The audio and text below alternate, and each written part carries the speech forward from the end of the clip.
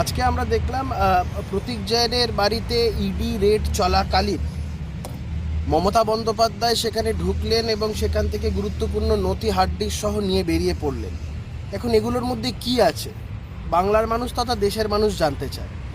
ইডির কাছে আমার আবেদন, এই interference with the investigation, creating obstruction with the investigation, এইগুলো করার জন্য মমতা বন্দ্যোপাধ্যায়কে ইমিডিয়েট হেফাজতে নেওয়া হোক।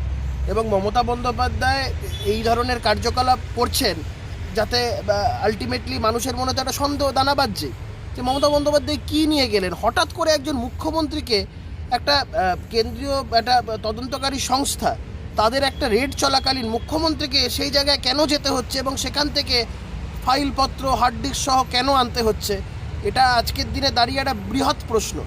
এবং এটা যদি কোনো সাধারণ মানুষ করতো, কোনো তদন্তকারী সংস্থা কি তাদের ছেড়ে দিত?